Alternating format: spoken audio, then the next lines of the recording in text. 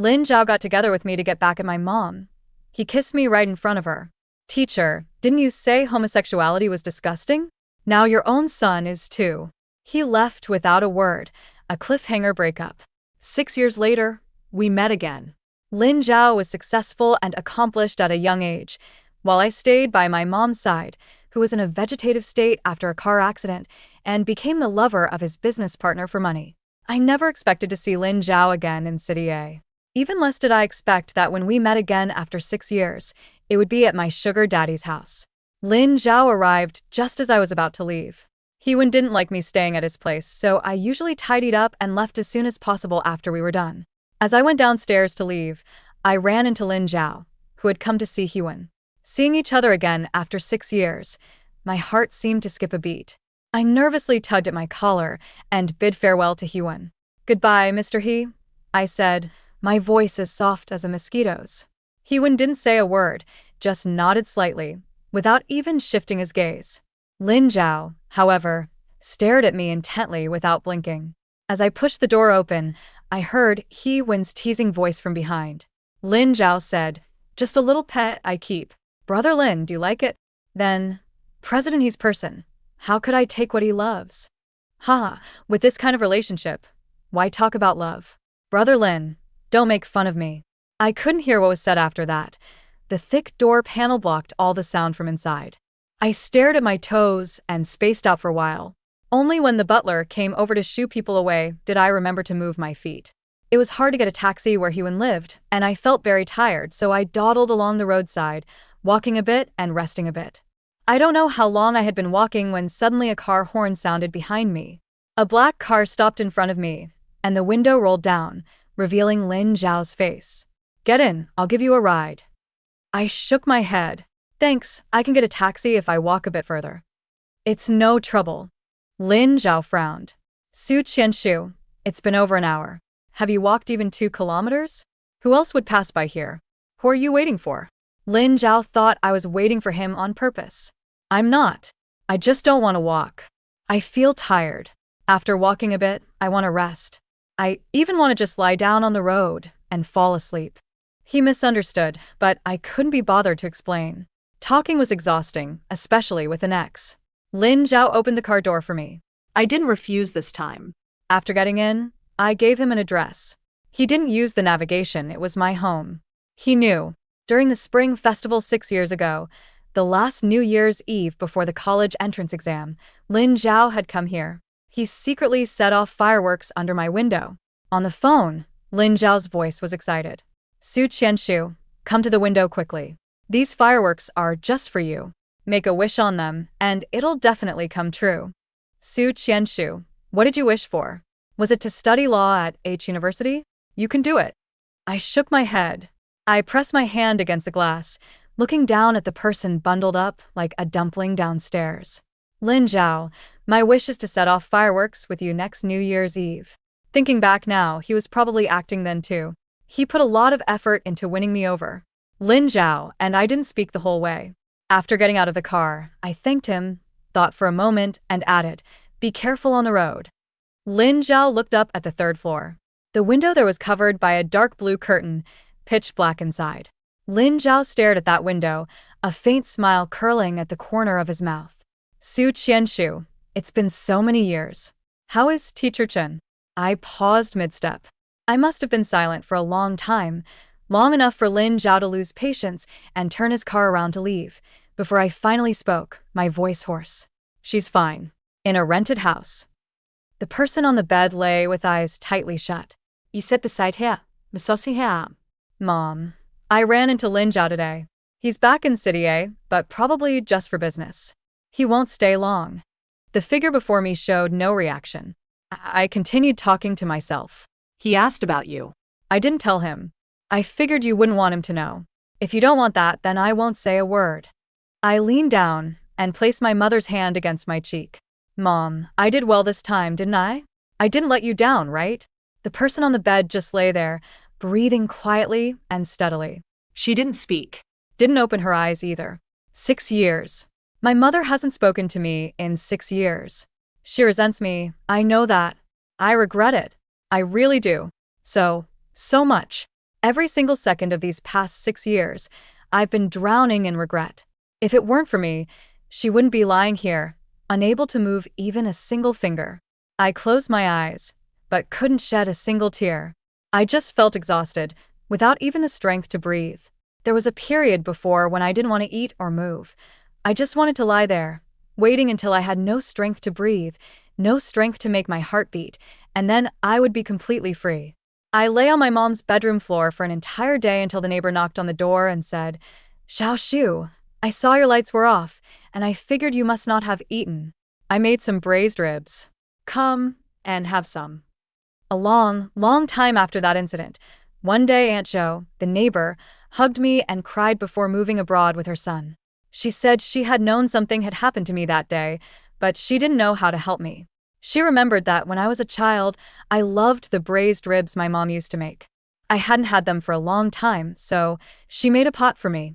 She said, "Xiao Shu, you have to live well. Auntie will come back for your wedding one day." That day, I went to the airport to see off Aunt Jo. When I got home, I found a stack of money on the bedside table in my mom's room, and beneath it was a sheet of paper with a detailed recipe for braised spare ribs. After that, I never attempted suicide again. Even though I thought about it 1,000 or 10,000 times in my mind, I would always snap back to reality in the end. I couldn't die. If I died, what would happen to my mom? I had already killed her once. I couldn't kill her a second time. I couldn't die, but I didn't have the strength to truly live either. Hewan found me a year ago. He said I looked a lot like an old acquaintance of his and asked if I needed money. Hewan said I didn't need to do anything, just show up when he needed me. To me, that was really a low-effort job, so I agreed. I used the money Hewan gave me to hire a caregiver for my mom. When she came over, I didn't have to do anything myself.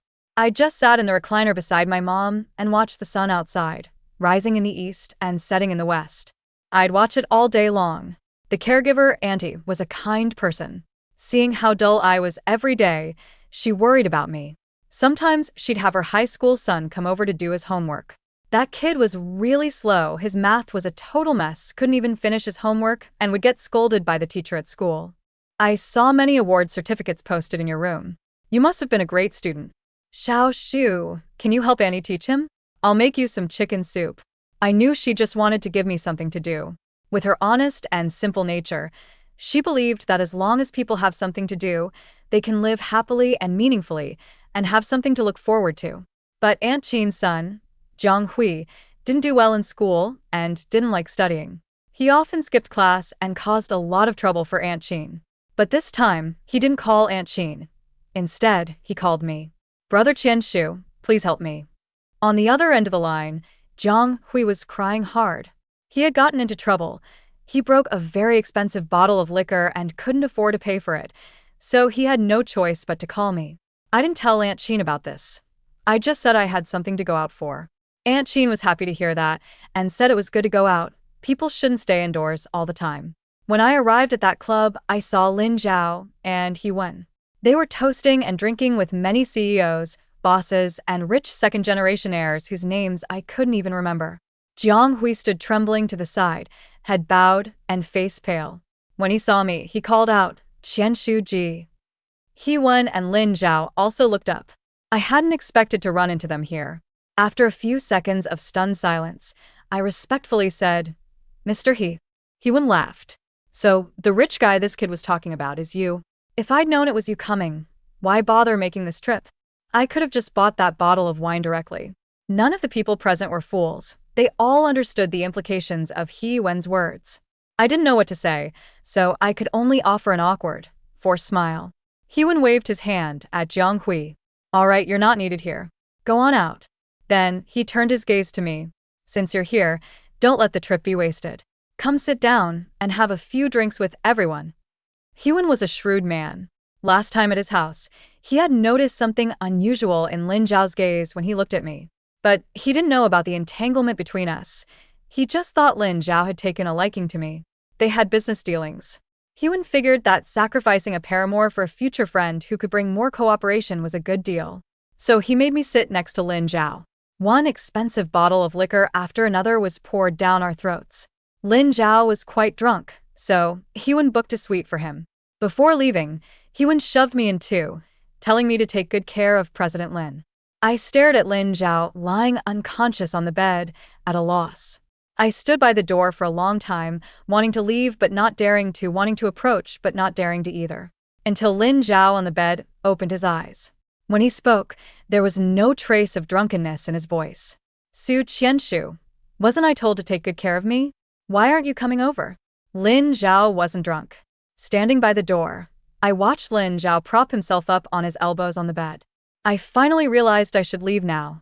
Get some rest. I'll go first. Su Qianshu. Lin Zhao's voice came from behind me. I stopped. How much did he pay you? Are you even willing to do this kind of thing? My hand gripping the door handle tightened. 20,000 a month. The man behind me let out a laugh.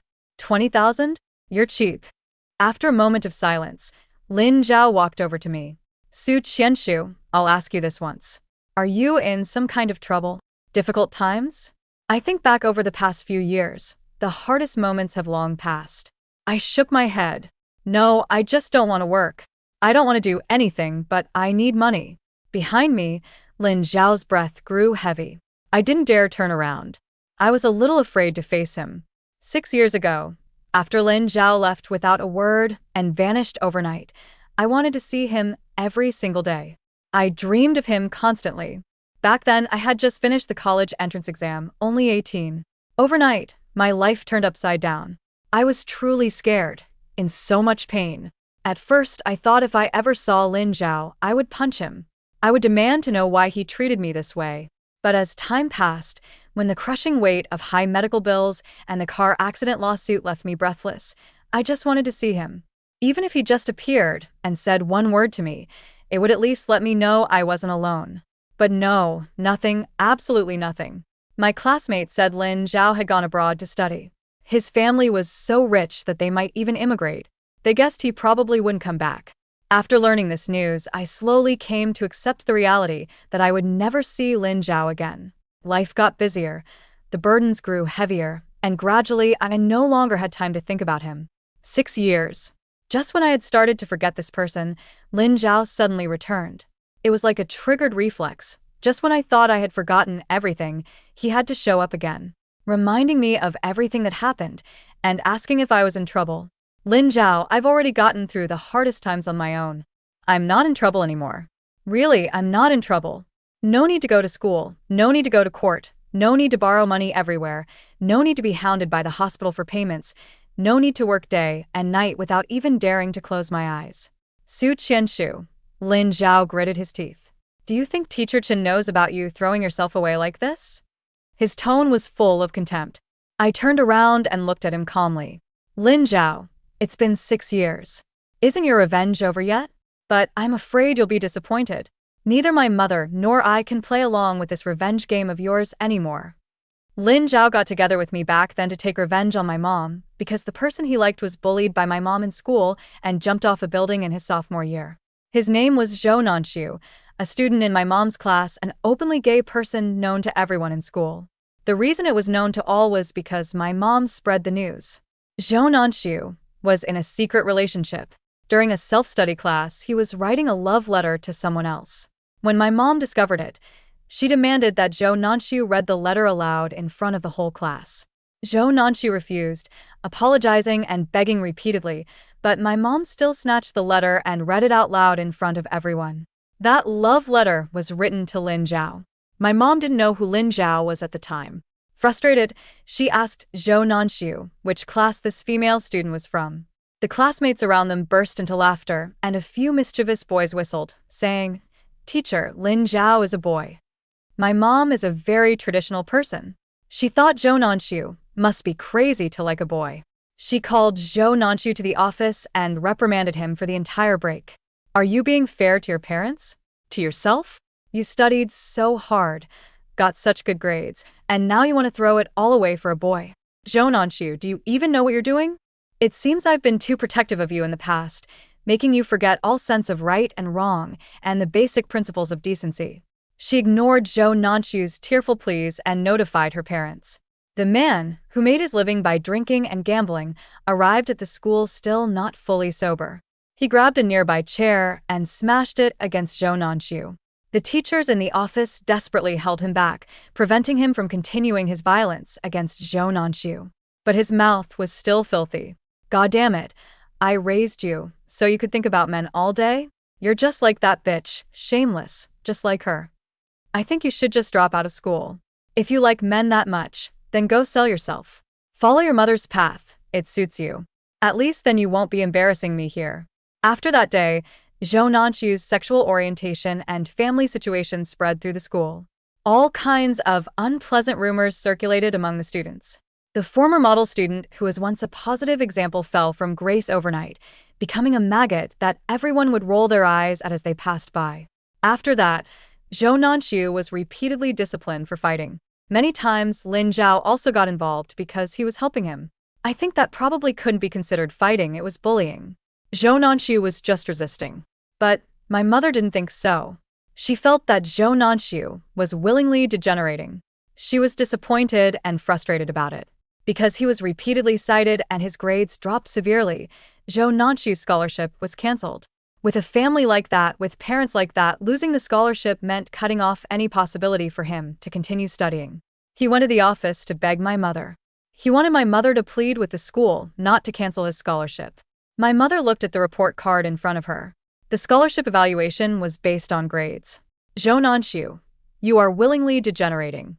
You can't blame others for this. That day, my mother probably also said some other things to him, her shallow, ignorant, and stereotypical views on same-sex relationships. I don't know exactly what she said, but I imagine it must have been very harsh. Because not long after that, Zhou Nanxiu jumped from the rooftop of the 7th floor. It was also after that Lin Zhao, who wanted to take revenge on everyone for Zhou Nanxiu, entered my ordinary life. My mother was not the first, she was the last. On the day of the college entrance exam, outside the exam venue, Lin Zhao kissed me right in front of my mother. Teacher Chen, aren't you the one who detests homosexuality the most? Well, now your son is one too. The term, wallowing in depravity. My mother used it on Zhou Nanxiu 6 years ago, and 6 years later, Lin Zhao returned it to me on his behalf. He probably hoped that word would inflict on me the same level of hurt that Zhou Nanxiu had felt back then. But Lin Zhao would be disappointed. That word can't hurt me anymore. Whether it's wallowing in depravity or striving for improvement, I don't care. I just feel very tired. Too tired to have the strength to perceive this world, and too tired to respond to others' emotions. Lin Zhao's revenge game is long and persistent, so much so that after 6 years, he still refuses to let it go. And I don't intend to shirk responsibility. My mother was indeed at fault back then. But now she lies there, unable to move even a finger, truly incapable of repentance or bearing any further consequences. As for me, I can no longer feel the humiliation and pain Lin Zhao inflicted back then. I cannot reciprocate his anger, which only makes him angrier. What do you mean by not playing along anymore, Su Qianshu? That was a human life.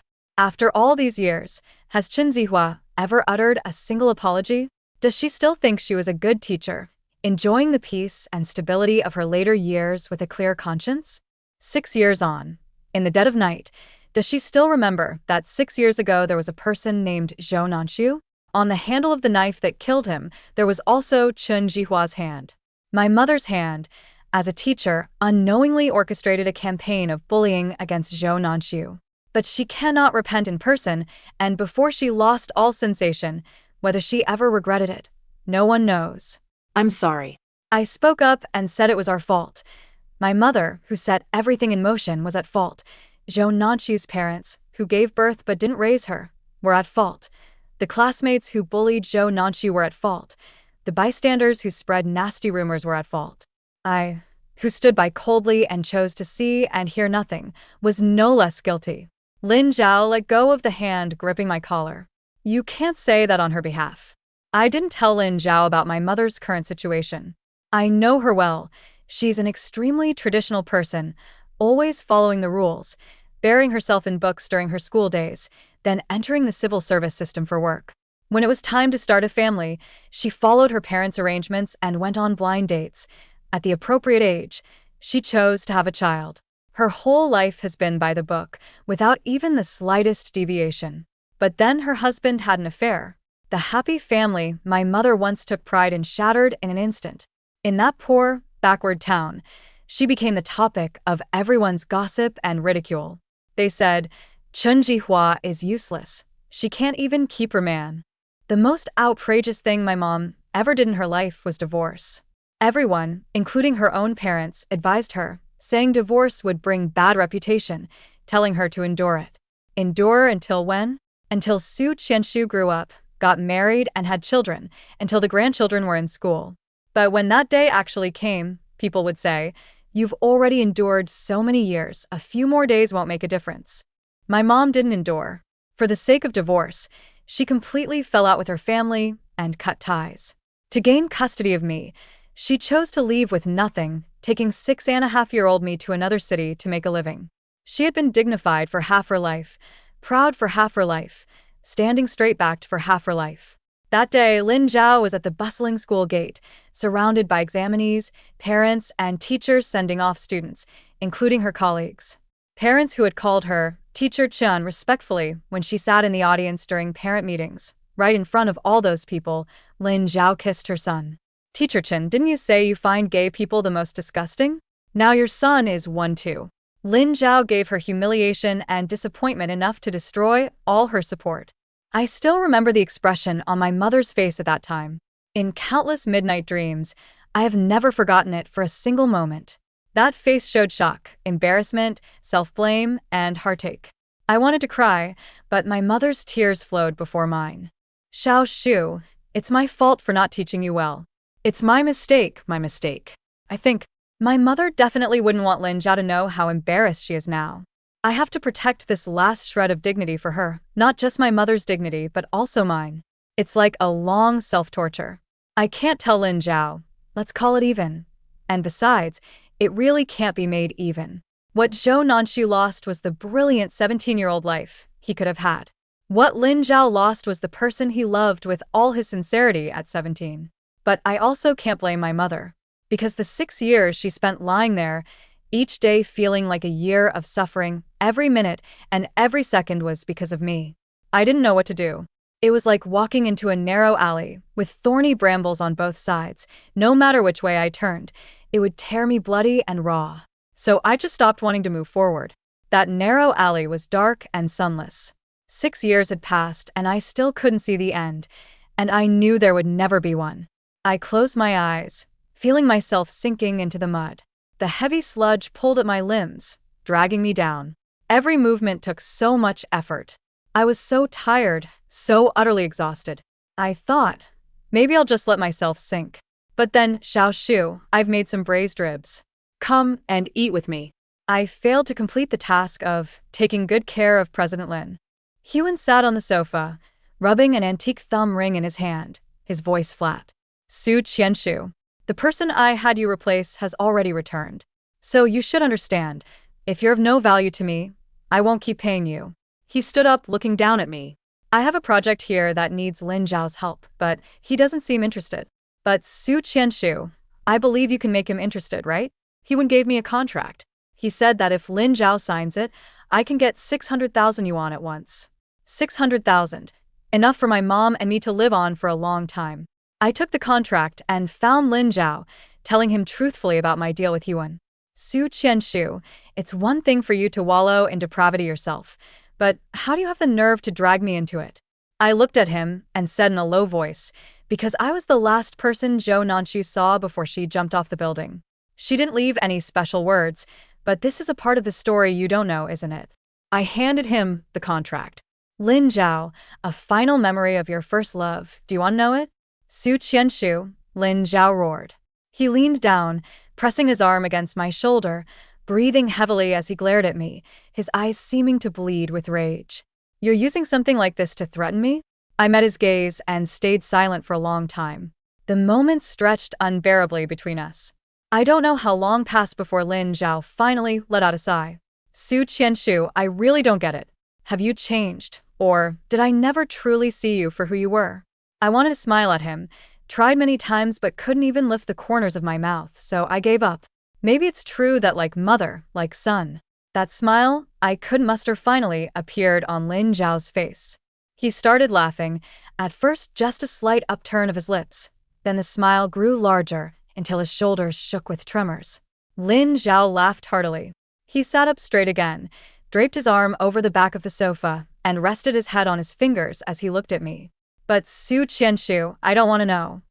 My expression shifted. What? Hyun pays you only 20,000 for a month of sleeping with him. Why don't you sleep with me instead? I'll give you that 600,000. After all, Nanshu isn't my first love. Su Qianshu, you're my first love. Lin Zhao, you bastard. I stood up abruptly, hurling a sheet of paper at him with all my strength. But in the end, it was just a piece of paper, as harmless as my rage. Lin Zhao lowered his eyes. Su Qianshu, you can't be the only one allowed to be despicable. I'm no good guy either. If you want, the bedroom is right there. If you don't, Lin Zhao slowly raised his eyes, then take your contract and get the hell out. I stood frozen in place, forcing myself to speak again. Lin Zhao, in this world, I could sleep with anyone but not you. 6 years ago, I got tangled up with Lin Zhao because I was blind in both eyes and heart. If I remain entangled with him 6 years later, then I really should find a rope and hang myself in front of my mother to atone. Hyun's deal fell through, and I lost my job. Hyun had eyes and ears everywhere. He was genuinely surprised when he learned I had turned down Lin Zhao's 600,000. So, for this once-in-a-lifetime collaboration opportunity, he cut ties with me and gave Lin Zhao an idea. Boss Lin, if you want someone, it's not that hard. If the soft approach doesn't work, we'll go with the hard one. Su Qianshu has been caring for her mother, who has been in a vegetative state for 6 years, lying in bed unable to move a muscle. Her own mental state isn't great either, probably depression or something, and medication and consultations cost money too. Besides, I heard that people with this kind of illness have no energy or drive. He has no education, so if he wants to make money, he can only rely on manual labor. But he's sick himself, and, to put it bluntly, someone who even finds breathing a struggle can't possibly make any money. Let Boss Lin leave him out to dry for a few days. I've already cut off his funding source, and it won't be long before he comes begging to you. Lin Zhao felt dazed. After staring blankly for a long time, he finally asked in a trembling voice, "Who are you talking about?" Su Qianshu. Boss Lin had taken a liking to that kid, hadn't he? Su Qianshu. Every word Hyun said was about Su Qianshu. But Lin Zhao simply couldn't match the information he was hearing with the Su Qianshu he knew. A vegetable, depression, no education. How is that possible? After hanging up the phone, Lin Zhao hurried back to the reunion banquet hall, grabbed someone at random, and asked, "Do you know about Su Qianshu's family situation?" The classmate who was grabbed was stunned for a moment, tilted his head, and thought for a bit. Another girl beside him spoke first. "I don't know the specifics, but it probably hasn't been going well. After what happened to Teacher Chun, I heard he cut off contact with his relatives. All these years he's been holding on alone.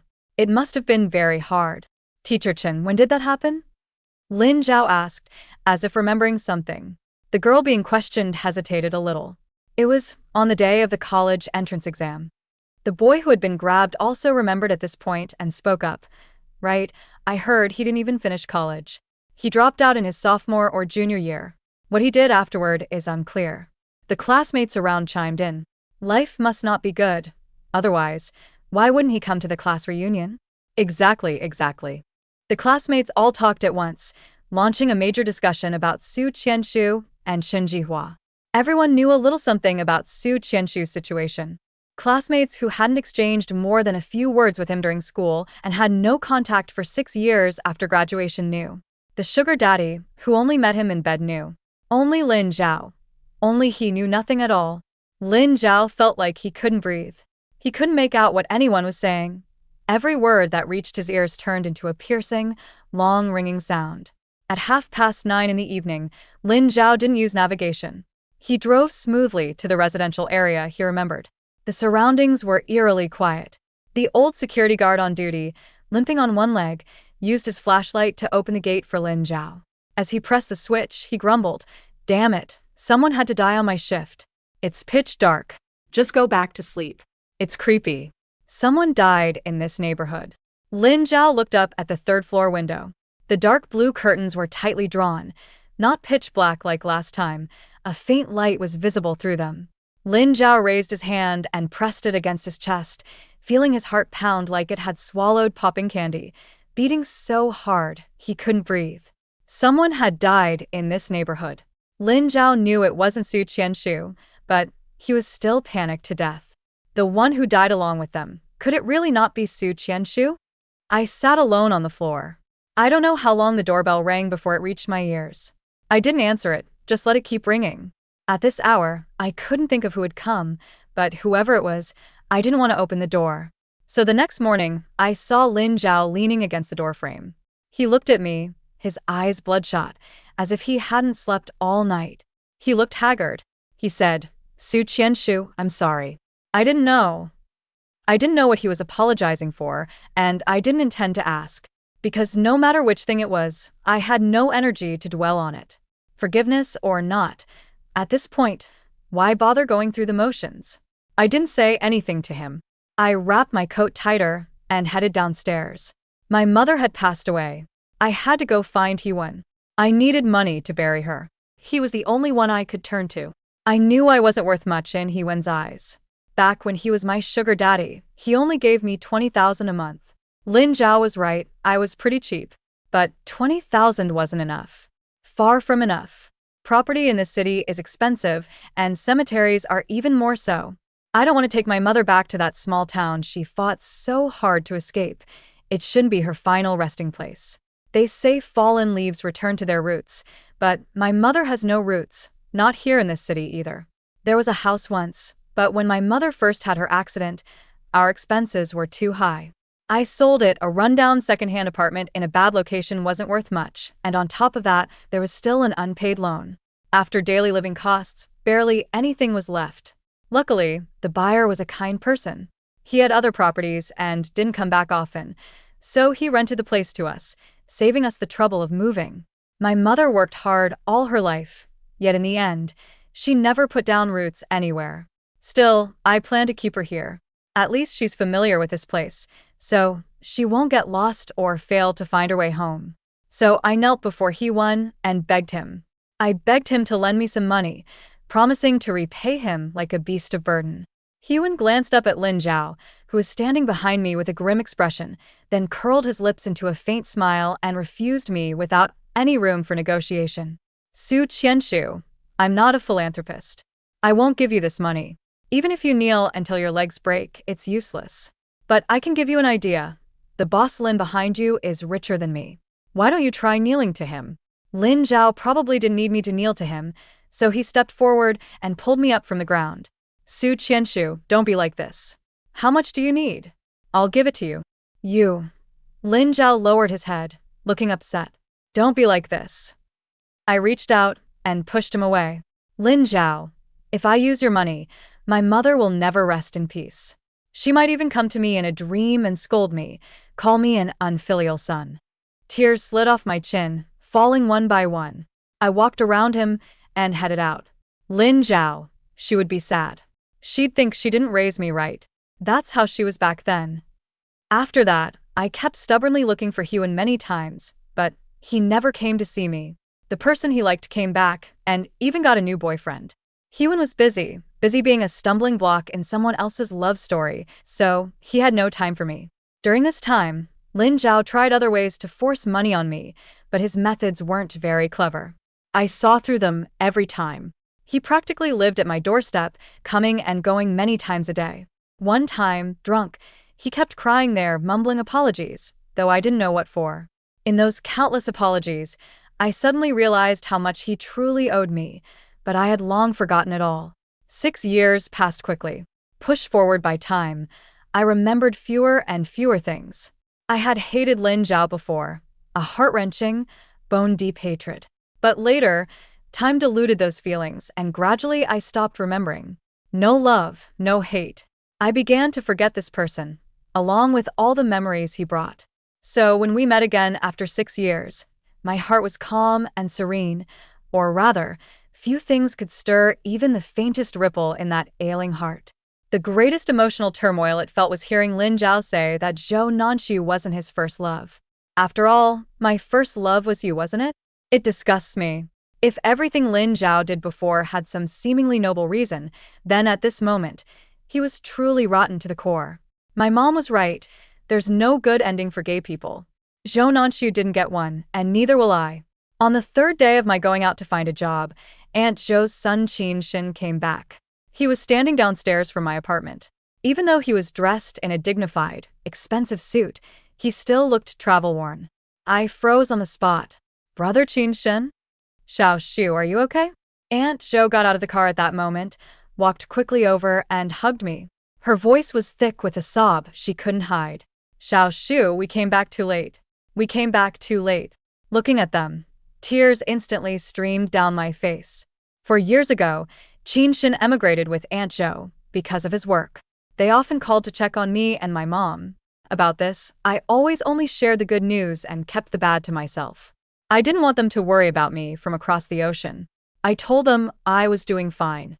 But during video calls, Aunt Zhou would look at me with eyes full of distress. She said, Xiao Shu, there's no emotion in your eyes now. You need to be happier. But I really couldn't do it. I could force a smile on my face, but not in my heart. I patted Aunt Zhou on the back. Aunt Zhou, it's cold outside. Let's go inside. Aunt Zhou finally let go of me and called Qin Shen to get the pork ribs she had just bought from the market from the trunk, saying she would cook them for me. I smiled and said, all right. Lin Zhao followed us all the way. When we reached the door, he stopped on his own and didn't come in, just stood aside forlornly. I had been ignoring him all these days, but today I said to him for the first time, go back. Don't come anymore. Lin Zhao gave a lonely smile. I have to watch over you, otherwise, I can't rest easy. It's okay, you don't need to worry about me. Just pretend you didn't see me, like before. I kept my expression blank. Lin Zhao, in the 2,000+ days you weren't around, nothing happened to me. Lin Zhao was speechless. After a long pause, he could only squeeze out a single word. Sorry. Over these past few days, I had heard more apologies than in my entire life. They made me sick and I didn't want to hear any more. So I said, fine, I forgive you. Don't come again. Neither Aunt Zhou nor Qin Shin asked about Lin Zhao, who was left outside the door. They just quietly sighed as they looked at the urn temporarily stored at home. Aunt Zhou wiped away tears in the kitchen when I wasn't looking. She said I was foolish for suffering so much and never telling her a word. Brother Qin Shin stroked the empty medicine bottle I had placed on the table and asked me cautiously, Xiao Shu, let me help you with something, okay? I had no choice.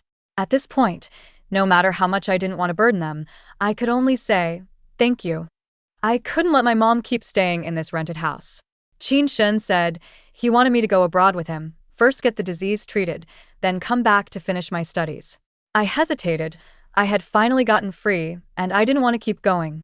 Aunt Zhou's eyes were red as she got angry with me. You foolish boy. Qin Shin earns so much money, you just go over and help him spend some. He buys those useless broken cars every day. I look at him and want to hit him. Besides, he's getting married in 2 months. You haven't met the girl yet. She's gorgeous. She talks about wanting to meet you every day. Listen to Auntie, come over with me and be your brother's best man.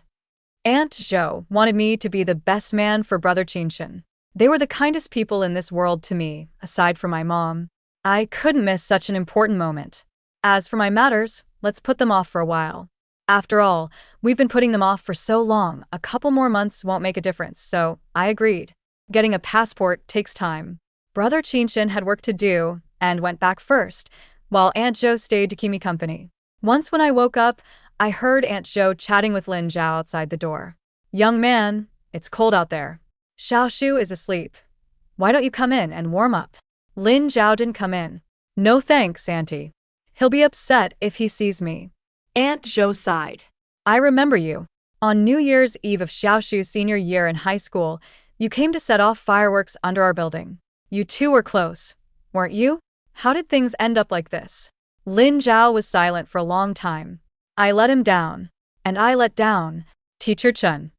Thinking of the car accident, Aunt Zhou seemed to realize something. In that case, over all these years, when Xiao Shu was having such a hard time, why didn't I see you come to help him? Lin Zhao said nothing. Aunt Zhou didn't say anything either, but she didn't close the door, just waited for his answer. After who knows how long, Lin Zhao finally spoke. I didn't know about any of this. Back then, for Zhou Nanshu, Lin Zhao retaliated against many people. He was only 17 at the time, and with limited ability, he turned to his family. His father made him go abroad to study as a condition, cutting off his contact with home. Lin Zhao agreed. But he never expected to be gone for 6 years, so he really didn't know. Aunt Zhou gave a cold snort and closed the door with a light but firm tap. You don't know? Then you don't need to know from now on either. After saying this, Aunt Zhou turned around and saw me. Like a child caught stealing candy, after making a lot of fake moves, she touched her face and smiled at me. I smiled too. Then don't let him know from now on. On the day I packed up and left, Lin Zhao held me back. Then take good care of your treatment. When I finish my business here, I'll come find you. I looked at him, feeling light for the first time. I tugged at the corner of my mouth and surprisingly managed to force out a smile as I wished. Lin Zhao, I really liked you, a heart-wrenching kind of liking. Later, I really hated you, a bone-deep hatred. But it's all in the past now. Don't come looking for me. I've finally managed to forget. If I see you again, I'll be in pain. If you still have a trace of guilt towards me, then don't make me feel any more pain. Lin Zhao slowly let go of my hand. But there's one thing I want to tell you. Su Qianshu, I've never liked Zhou Nanshu. He helped me. In my eyes, we were friends, so when something happened to him, I felt bad. The things I did back then were only because of this and had nothing to do with anything else. Su Qianshu, the one I like. I didn't listen any further. I turned and got into the car. Who does Lin Zhao like? Was it me or Zhou Nanshu? That was something the 18-year-old me desperately wanted to clarify, but now I don't want to know anymore. I am 24 years old now. Aunt Zhou was right. It's still a very, very good age. When I was a child learning to write in school, that day the teacher's homework was to write 1 page of the characters we learned. I wrote stroke by stroke, afraid of making mistakes, but kids will be kids. Mistakes are inevitable when learning new things. Every time I made a mistake in a stroke, I would tear up that page and start over. In one evening, I tore up over 10 pages. And then, I asked while drinking the pork rib soup. Aunt Zhou smiled, revealing the clear marks of time on her face. Then my mother said I was wasting paper and chased me around the house with a broom, hitting me. She told me back then, you can't tear up the whole sheet of paper just because of one wrong character, or else you'll get a spanking. Aunt Zhou looked at me, and I knew those words were meant for me. I nodded and said, Auntie, please get me another bowl of spare rib soup. At 18, I wrote a wrong character, and for the next 6 years, I kept trying to tear up the sheet of paper with that typo. But it was just a wrong character. Perhaps it shouldn't have affected the rest of my life. Today's spare rib soup was delicious, warming my stomach as it slid down, reminding me of a line from a book. Noodles coated in broth slip into the stomach. At that moment, I too wanted to sigh, wanted to shed tears. These noodles are good. Good thing I didn't die yesterday.